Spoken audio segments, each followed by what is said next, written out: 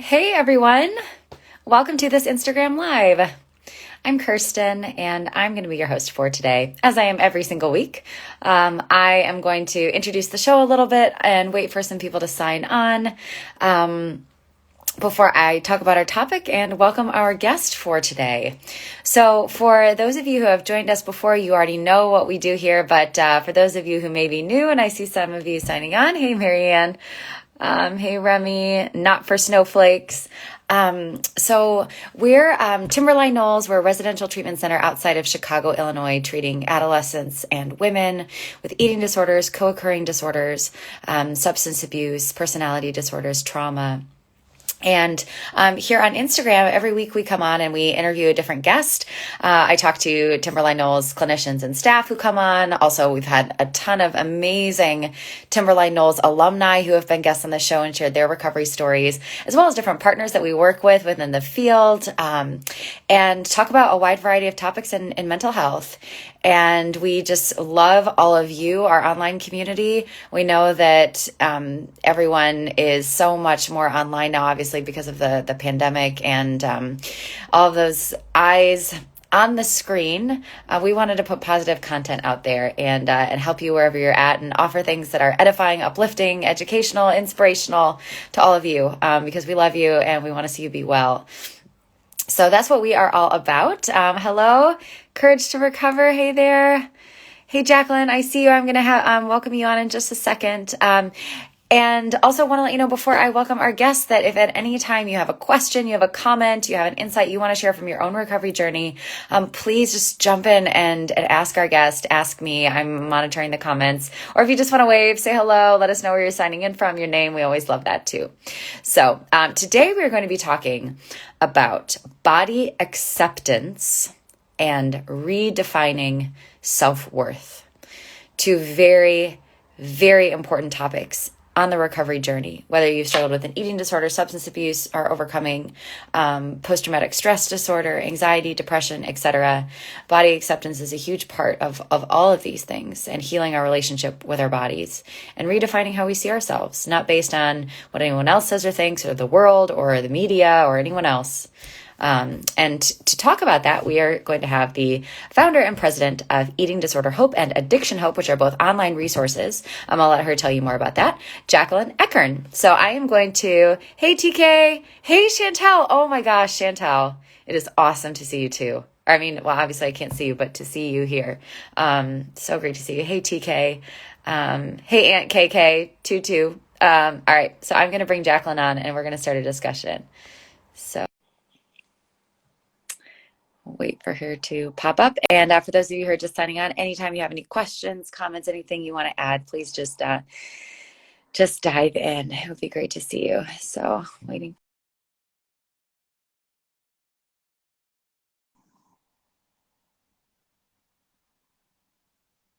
You see me okay, Kirsten?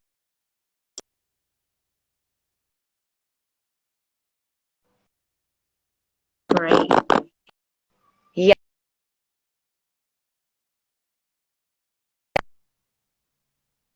Oh.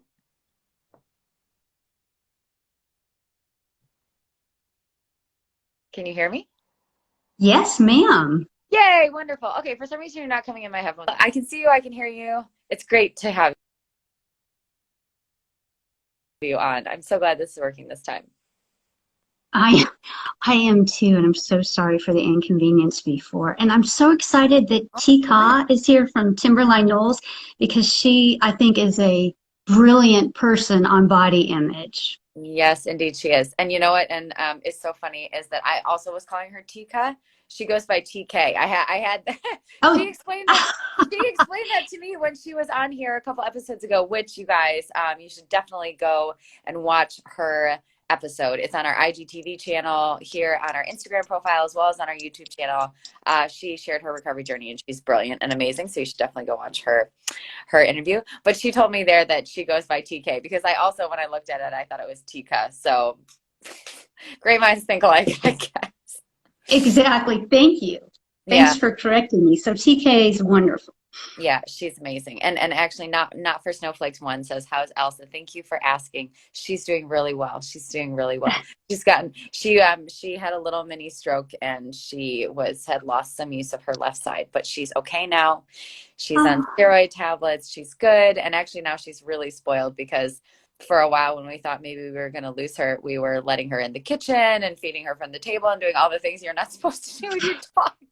And now she's like she's totally spoiled. So she's good. So Jacqueline, let's talk about body acceptance and redefining self-worth. And I want to let everyone know that there's a really great blog on eatingdisorderhope.com about this very topic. It's one of the reasons why I wanted to chat about it with Jacqueline today. But before we dive in with that, why don't you just let everyone know, if they don't already, what Eating Disorder Hope and Addiction Hope are, and where people can find those resources? sure. Eating Disorder Hope is online, as is Addiction Hope. They're both website communities, eatingdisorderhope.com and addictionhope.com.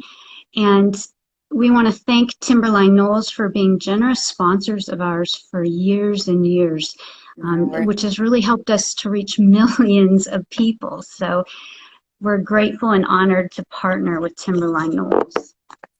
Well, thank you so much. Yeah, and if you guys ever want resources, education, or especially somewhere to direct someone who's learning about eating disorders for the first time, or a family member or something like that, really, really excellent resources on the site. So you should definitely check them out, and of course, follow them on social media. So Jacqueline, you're also a clinician in private practice yourself. You've treated clients, and you also have your own recovery journey as well. So you're such a great person to ask about all these things. So first of all, what is body acceptance? Is it different than loving your body? Are they two different concepts, or are they the same word for both? What's the It was difference? such a provocative question to consider for me. And I think my take of it is that body acceptance is sort of being comfortable in your own skin, regardless of external validation, not looking towards others to admire your weight or your appearance or your clothing, but just to really be comfortable and accepting completely of your body as it is. Okay.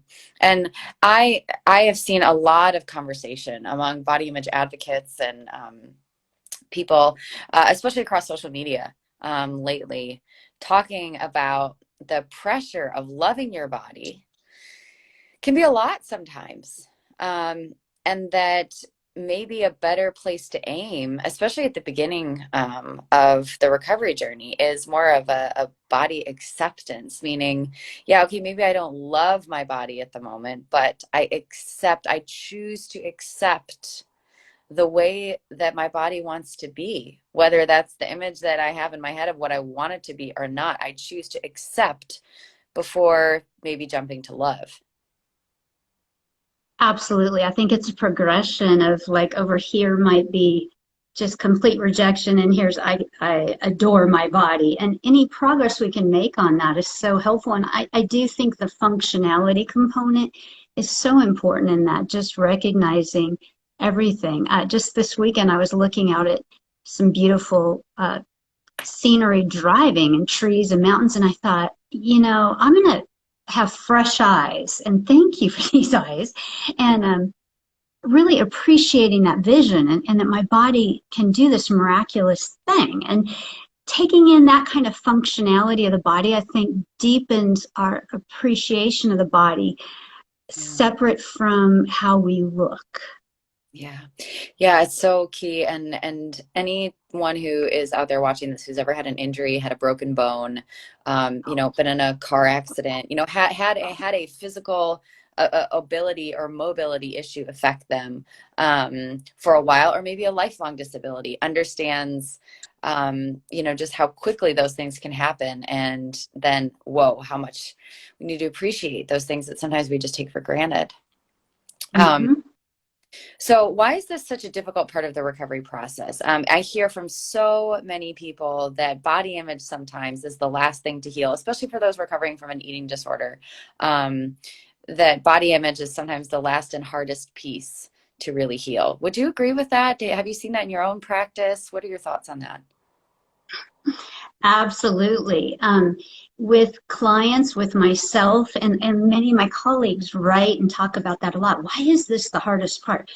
And I would say social media and social messages and mores in our society have a tendency to really uh, bombard us while we're in recovery. We may be making a lot of progress in eating disorder recovery with self-acceptance in other areas, communication skills, personal relationship skills, and yet being able to look at our body in an accepting light often really remains challenging. And who can blame us, right? If you look on the television screen and you see any of the advertisements, there's often a lot of extreme body types that most of us don't look like. Or Mm. if you look at photographs on social media, they're very often edited, so they're not very accurate. And but our mind first takes that in and thinks, oh, that's just the way they look. So in stating that, I also want to imply, hey, recognize that may not be the way that person looks at all in real life, that it might Yeah. be very edited. Yes, and I can absolutely vouch for that. That when I was Miss America, I cannot tell you how many pictures I saw of myself afterward that I was like, I didn't look like that, or that was really great lighting. That makes me look a lot better than I felt like I looked that day. Or conversely, times when I felt like I looked awesome and I saw photos later, I was like, what was I thinking with that outfit choice? You know what I mean? Like it just so just to let everyone know, like even glamorous people you see on the red carpet, and I can't also tell you how many red carpets I walked on or photo shoots I was in with people who did not, I mean, they just didn't look the way that then the image presented them to look, right? It's not that they looked bad or good, they were themselves, but they just looked so different then in the image than how they looked in real life. And it was a wonderful thing for me to learn. And it really helped me with a lot of my own body acceptance in just seeing how different the reality is from the photograph or the video. And it's just always something that I try to share with people as well. You know, I feel thankful to have had that experience to be able to see just how incongruous it is, you know? Yes, and your experience, I think you are truly an expert on it because you've been in the limelight where you've really been scrutinized, um, and you are beautiful. But how was it for you to get all that exterior attention and still keep your sense of body acceptance and love not based on that external applause? That's a great question. Um, you know, honestly, Jacqueline, and I say this a lot when I've shared my story, and because during that year, during everyone's year, whatever title that you have, whatever job you are doing, you have a platform, an issue that you promote during your year and that you do advocacy for and do speeches. And you can kind of, craft a message and promote something throughout your year. And I chose to raise awareness of eating disorders and mental health and promote recovery and share my own story. And continuing to do that work during the year kept me so grounded because on the one hand you're doing red carpet appearances or photo shoots, and then the next day you're going to talk to middle school students, 12 and 13-year-olds, and it's such a wide variety of different kinds of appearances and events, and continuing to have that FaceTime with those girls that I was wanting to be a good role model for, and to tell them the truth and be imperfect with them, and sit on the ground with them and not in a crown. And I, at that point, I could pop my tooth out because I didn't have an adult tooth, and I had this tooth on a retainer, and I could pop my tooth out. Anyway, it's a long story, but I'd like pop my tooth out and be like, yeah, whatever, I'm Miss America, but it doesn't matter. I have this tooth that comes out, I have insecurities just like you, and I'm not perfect, far from it. That kept me grounded, and that kept the message in the forefront of my mind, so that anytime I did have a temptation to focus too much on my body shape or size or what I was wearing or what people had to say, their comments or criticisms about my appearance, just it was so shallow to me. And so having that as my platform, and the issue that I was talking about every day with those girls, just I think was the key to keeping me grounded. Um, and then also I think, and I have also shared this, and that is that you really realize really fast that you can do everything right according to the rules of society, according to the rules of the press and the fashion industry and all these things. You can do everything right, and there will still be mobs of people on the internet that can hate you, throw mud your way, find things that you did wrong or looked wrong, or you will just never please everybody. And so it is a wasted effort trying to. And that goes whether you're a person in the public eye or you're not. Doesn't matter. You can do everything that you think is the right thing to do, the right way to look, the right way to be, and there will still people that will have problems with you, not approve of you, or find something wrong with you. So stop wasting your energy. Amen. I can't agree more.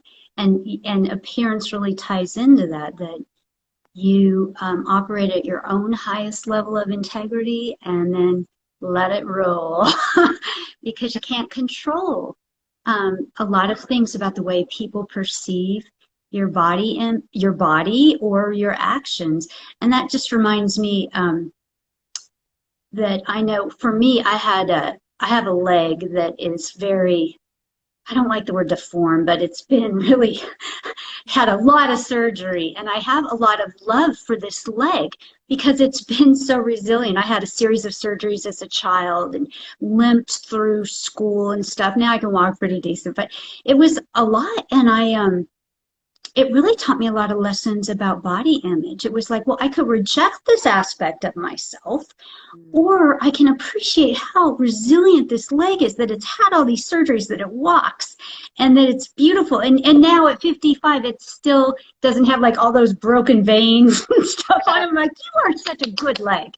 And part of that, I mean, there are times in adolescence and stuff where people's opinion of me or how I looked was so important. And that may have been a contributing factor in the eating disorder development.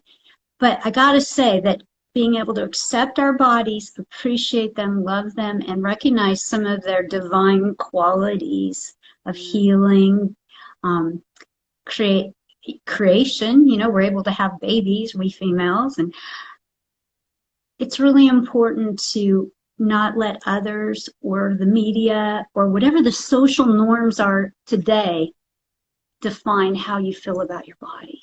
Yeah. Amen, sister. And I love that you brought in the womanly aspect of that. And I think also, another critic besides the media or others is also our own heads. And sometimes we as women can overanalyze our cycle, our hormones, and put a whole bunch of shoulds on the way our bodies should perform or should look or we should be feeling. I ate this and I did this and I did this exercise and I did this and my cycle this and it's this day of the month and I did this. Why am I feeling this? And why are my cramps like this month? And why are my emotions like this? You know, so sometimes the critic is not outside, it's in our own brain. And, we were made this way and, accepting that. And sometimes we can not love the things about our the way that our bodies work, but accepting them and accepting the gifts that they bring and, choosing to ride the waves of it sometimes rather than being so critical of ourselves, of the way that our body is just functioning naturally. I couldn't agree more. And I saw TK made a comment here to us about appreciating body diversity. Yeah. And I think that's really key to body image, positive body image and acceptance too, is trying to refrain from judgment when you're out at the airport, or if you ever make it to the airport anymore, Trico, but out in public, and just really appreciating the uniqueness and shapes and diversity of bodies. Being able to take that in externally can often reflect back to a more gentle approach at how we look at our own bodies. Yeah.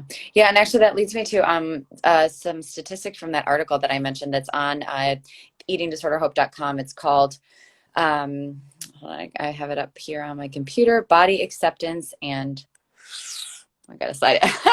Redefining self-worth, learning to embrace your body. And there's some great statistics in the article which show just how pervasive this lack of acceptance of body diversity is, even in the medical community, among doctors and physicians. And that's why those of us in this field always say, like, if you're going to go to a doctor, make sure you see a physician who has education in eating disorders, who is an eating disorder specialist, who has experience in this field, because even there, the stigma and the lack of body acceptance is really strong. And we know, I'm just going to read this, research indicates there are many factors other than diet and exercise that contribute to a person's weight, including family history and environment. BMI is an estimate of a person's body fat based on their height and weight, but it's not a one-size-fits-all approach to evaluating health. Many doctors say this. Pro athletes, for example, can be characterized as overweight based on their BMI because of their muscle mass. So that doesn't make any sense. Despite these nuances, people are still judged for their weight, and this stigma often follows them all the way to the doctor's office. In fact, a survey of 6 first-year medical students, so these are medical students, found that 70% of them preferred thin bodies. And even more troubling, 88% of respondents thought that excess weight was a result of certain behaviors. 74% thought excess weight was a result of ignorance, and 28% thought that people who struggled with their weight were lazy, which is just... So these are even attitudes held by some physicians that we need to change. And so that's why, the medical community needs to change, and physicians need to change, and eating disorder advocates are always talking about this, and educating their own health providers sometimes, that these attitudes are pervasive. But there's not one body type that equals health, and health is such a bigger picture than just what our bodies look like. Absolutely.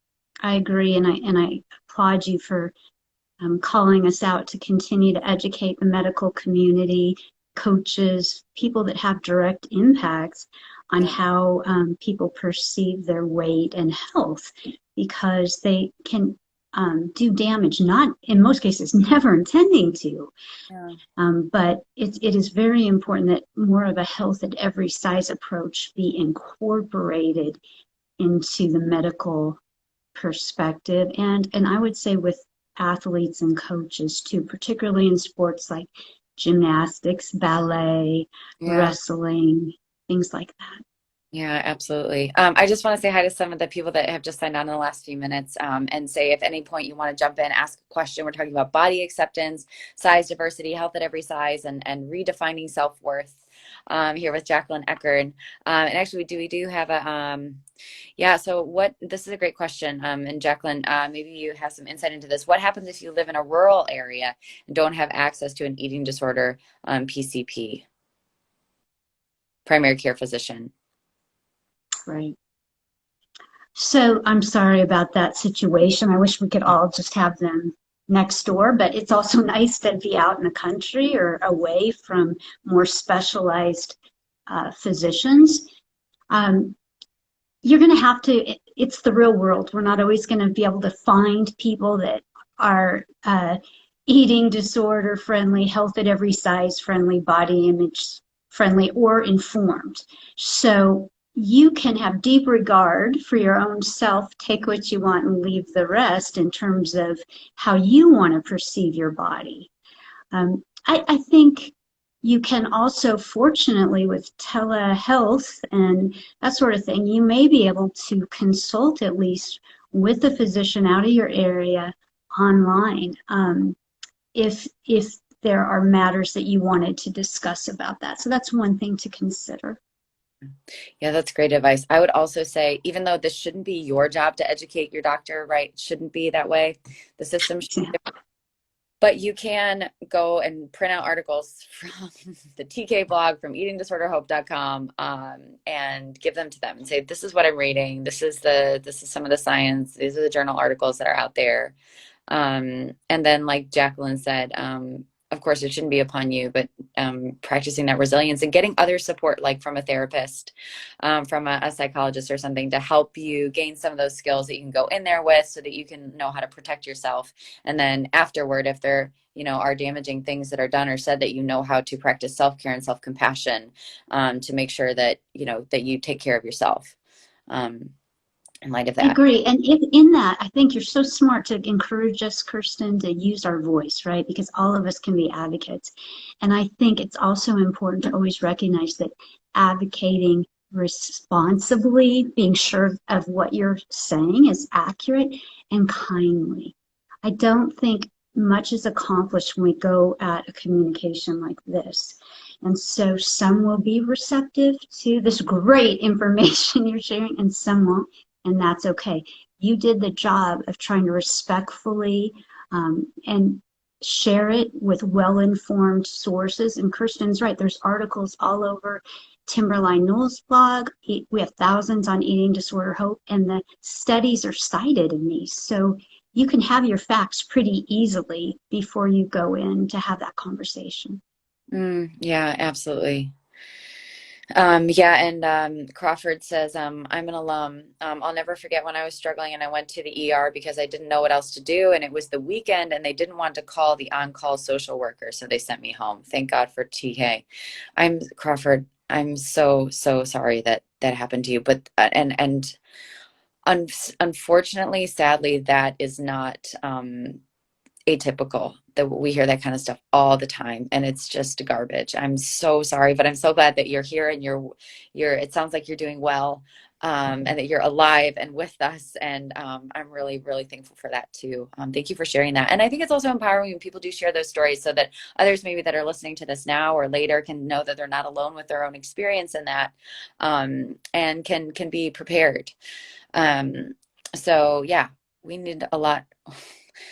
We need all of us, treatment providers, advocacy organizations, educational organizations, continuing to educate is really important. And we're all doing that. And it's slow, but it is progress. There is progress happening. Um, Remy Pony says, just nervous because it's my first time going to the doctor in 4 years, but I need to get labs done to make sure that I can stay in the OP setting. Yeah, definitely go do that. You got this. You can do it. I know labs is not always the most fun thing, and you may be nervous, but you got this. You can do it. You can do it. And you're doing what you need to do for your health. And so I just want to encourage you to do that. I know you might be nervous, but you can do it. And then when you're done, you will feel so proud of yourself that you did it and you took that step to protect your health and protect yourself. So yeah, it's scary, but you got this. You can do it. Totally. Jacqueline, so redefining self-worth away from the body. You shared a little bit about how you have done that with your leg. I love that story. Um, and also I know I'd love to hear your take on that as someone who's been a mother and had her, you know, yeah, all that that entails with body acceptance in that journey as well. How have you redefined your sense of self-worth outside of your body, and what advice can you give others in trying to do that same thing? So there's, I think, two things I'd love to share. First of all, I think on a higher plane, I like to think that we are so much more than our bodies. It is a part of us, but we are spiritual beings having a human experience. And with that, I think if we can become clear on our values, what we really want out of life, what matters to us, and then live a life congruent with that, I think we will find more self-esteem that way than trying to chase external achievements that may not be related to the life you want to live.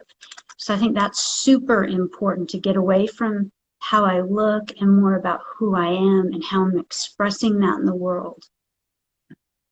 Absolutely. And then on the pregnancy thing, yeah, that was huge. I, when I went in for pregnancy, or when I first found out I was pregnant, you go through these series of appointments, and my body changed radically. And I was miraculously good with it. I enjoyed the almost supernatural experience of watching this huge, because I'm only 4'10", this huge belly develop. And my belly button disappeared at one point. It was just gone. It was just so there was a fascination in watching the body and what it can do, and that this human being is within you. And then seeing like a fist go across your stomach. I mean, it is Crazy. so awesome. Yeah.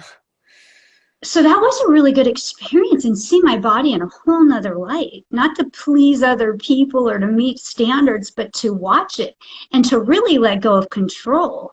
And I found myself being able to eat much less restrictively at that time too. I made huge grounds on that because I was hungry. There's a baby. We got to feed it. It needs nutrition. And all of that really came together beautifully for me. Now, I have seen others in pregnancy, though, struggle with those changes, and that is to be honored just as much. You know, it's unique for each of us what things are more triggering for us with body image. So I don't want to overlook those individuals because that is very valid too. I think being able to give birth and see this human being born was the most spectacular experience of my life. For like a week, I was like dazed. I had post-menopause elation, not depression. And Yeah. for Oh, us with eating disorders and depression and anxiety, those that have those underlying issues, pretty much the doctor's like, oh, you are so going to have post, you're going to have depression afterward, you know, and all this. And I did not, but I know many folks who have, and that's really hard. And that's something we can honor in the process too and bring resources to. We can reach out to our team through the whole eating disorder process. We can find support groups online or in person and just really work through that. And though it may be painful for some to go through these body changes or hormone fluctuations or all the various physical changes, it is a stepping stone to greater growth. So all that progress you make, every little step you fight for to accept and love this body as it changes and almost takes on a will of its own during pregnancy, you don't only get the benefit then, you get to carry it forward. So it's a lot easier, say, to be on vacation and in a bathing suit down the road. Each of those steps add up. So it takes courage and compassion for yourself. mhm. Those were courage and compassion. Beautiful last words, Jacqueline. Yeah, thank you for sharing that. And I just want to underline, emphasize, circle with a highlight, what you said about, that your body changes in ways that you can't control. And just that body acceptance is a journey over the lifetime. And every phase of life, our bodies change and go through different things. Pregnancy, metabolism speeds up, slows down. Sometimes we're more active, sometimes we're less. Then we grow old and we get, wrinkles and things change and elasticity changes and our flexibility changes. And I mean, and the menopause, I mean, for women, just our bodies are constantly changing. And so, like, the only choice we have is to accept the way that it is and choose to love it no matter what, because Yeah. it's gonna, whatever way it is today, it's gonna be different tomorrow. Yeah, exactly. It's sort of learning to let go of control in lots of ways and accept and almost kindness towards the body, curiosity, loving kindness towards the body. Like, wow, this is interesting. And I can tell you at 50, almost 55 in menopause, heat flashes, elasticity definitely changes. There's just so many changes in the body. And it can be hard at times, but I think also being able to look at those different periods of your life in terms of the growth that you do as a person. Like I would never go back to where I was before, even if I looked better by age factors, because I love the process that's brought me here. And I further look forward to the process 10 years down the road, what I might know, what more spiritual groundedness I can have, and who will I be able to be present for and help by doing that growth through all these stages. Absolutely. Amen. Yeah. And my vegan Sharona says, I've been actively working on decreasing body checking. And it's amazing how much it's helping me focus on other things more important to me. Absolutely. And I will say the less time, the fewer mirrors you have and the less time you spend looking on them also just like does wonders. So Jacqueline, Agreed. we have to let you go. You've been so amazing. It's been so much good time Thank with you. this subject. Last question that I've been asking everyone, like, Okay, 2020 was 2020. What are you looking forward to in 2021? What is bringing you joy right now? What are you optimistic about? I am really looking forward to embracing the outdoors this year. Kirsten and I are friends, and man, she shares these images of just so many beautiful places where she hikes and stuff. And I admire that. And this year, I've really committed to going to more lakes, rivers, camping, doing things that I enjoyed a lot as a child. That sometimes in the busyness of life, I put aside. And I just want to go take a hike and feel the ground under my feet, feel the dappled sunlight, hear some birds. Absolutely. I love that. You're making me want to go out for a hike. Although we had a week of really nice weather like 2 weeks ago, and now it's supposed to snow literally all night and all day tomorrow. So maybe I'll go for a walk in the snow in the mountains tomorrow. You can do a snow angel. Yeah. Yeah. Yeah. I'll do one for you, Jacqueline. I'll take a picture and Oh, send I would love that. it. Yep. If we have enough snow to make a snow angel, I shall. Cool. Jacqueline, thank you so much. Really appreciate your time and your wisdom. Thank you, Kirsten. Yeah. Thank And you, everyone, for attending. yeah, thank all of you and for your great questions and your insights. We always really appreciate hearing your stories and the ways that you've overcome so many challenges. And we want to be here for you and help you with all of those. If you heard something here today that you think might help a friend or a family member or someone, please go ahead and share this. This video will be on our IGTV channel as well as later on our YouTube channel. I'm sure Jacqueline will share it as well on ED Hope. And then also check out those resources at Eating Disorder Hope and AddictionHope.com. Obviously, online is a really great place to search out these things because sometimes people don't feel comfortable talking to a doctor or someone on, a professional right away, but online is a safe place to be able to read more and learn more about what they might be struggling with. So definitely share those resources too. But so cool. Bye TK. Bye Marianne if you're there. Bye My Vegan Sharona. Everyone else. Bye Remy Crawford. Thanks so much for sharing, you guys. We'll see you all next week. We'll be back for another episode. So stay tuned for our guest and topic. Wishing you a wonderful rest of your day wherever you may be, and we will see you very soon. All right. Bye Jacqueline. Bye everyone. Bye, Kirsten.